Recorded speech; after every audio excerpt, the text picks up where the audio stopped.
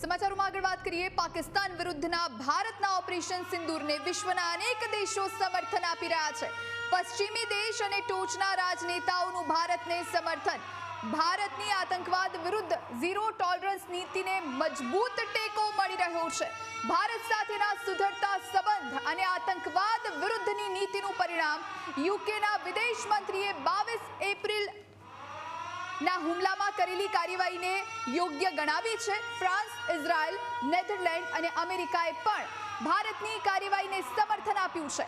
પનામાના વિદેશ મંત્રીએ પણ આતંકવાદ વિરુદ્ધના પગલામાં ભારતનો સાથ આપ્યો છે, એટલે દુનિયા ભારતની આ કાર્યવાહીને બિરદાવી રહી છે। ભારત સાથેના સુધરતા સંબંધ અને આતંકવાદ વિરુદ્ધ જે નીતિ છે ભારતની, ઝીરો ટોલરન્સ નીતિ છે ભારતની, તેને વિશ્વના અનેક દેશો સમર્થન આપી રહ્યા છે। ઓપરેશન સિંદૂરને લઈ વિશ્વના અનેક દેશો સમર્થન આપી રહ્યા છે।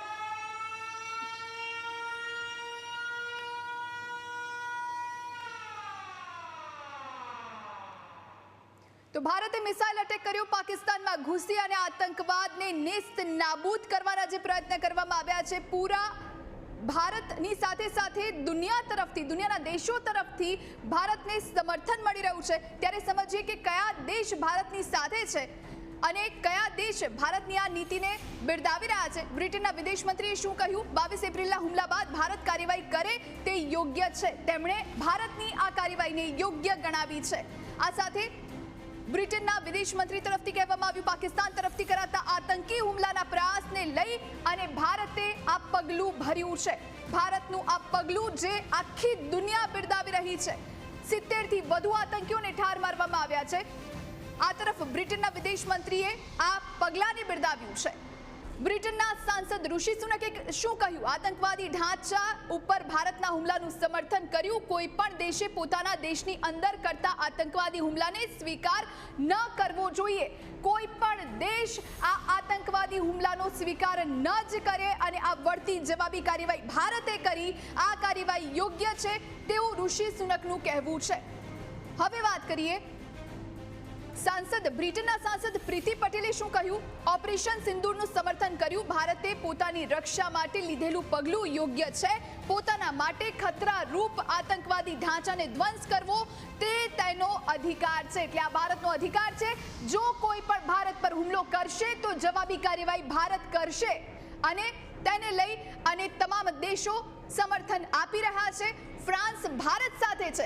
આતંકવાદ સામેની લડાઈમાં ફ્રાન્સ ભારતના સમર્થનમાં છે। ફ્રાન્સે ખુલીને ભારતનું સમર્થન કર્યું છે।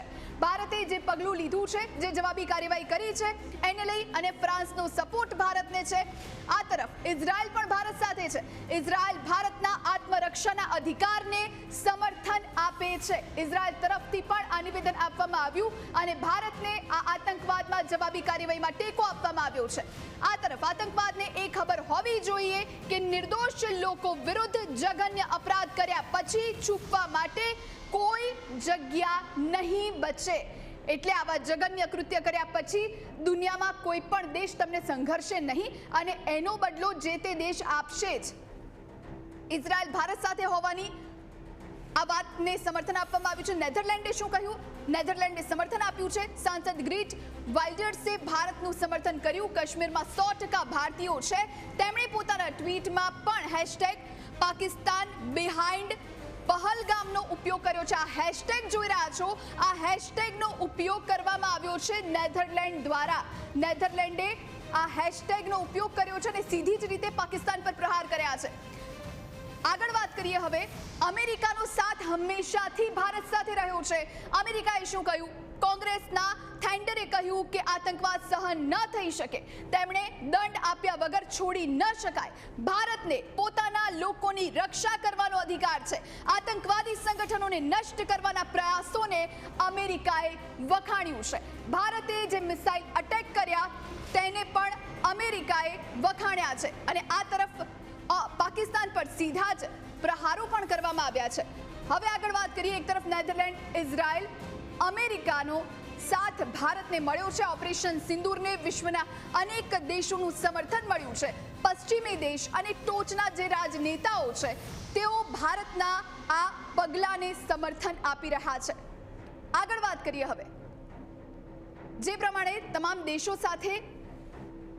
સમર્થન ભારત સાથે છે, પનામા ભારત સાથે હોવાની આ જે વાત છે સામે આવી, આ દુઃખદ સ્થિતિમાં પનામા ભારત સાથે છે, આતંકવાદ વિરુદ્ધની લડાઈમાં ભારત સાથે છે, એટલે તમામ દેશોનું સમર્થન ભારતને મળી રહ્યું છે.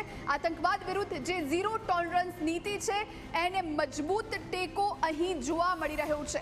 ભારત સાથેના જે સુધરતા સંબંધ છે અને આતંકવાદ વિરુદ્ધની જે નીતિનું છે તે જ આ પરિણામ છે. એટલે ઓપરેશન સિંદૂર કરવામાં આવ્યું, ભારત દ્વારા આ આતંકીઓના નિશાનાને ધ્વસ્ત કરવામાં આવ્યા અને ત્યારબાદ હવે ભલે પાકિસ્તાન આ કાર્યવાહી કરી રહ્યું હોય, નાપાક હરકત કરી રહ્યું હોય, પરંતુ જે દુનિયાના તમામ દેશો છે એ ભારતના આ પગલાંને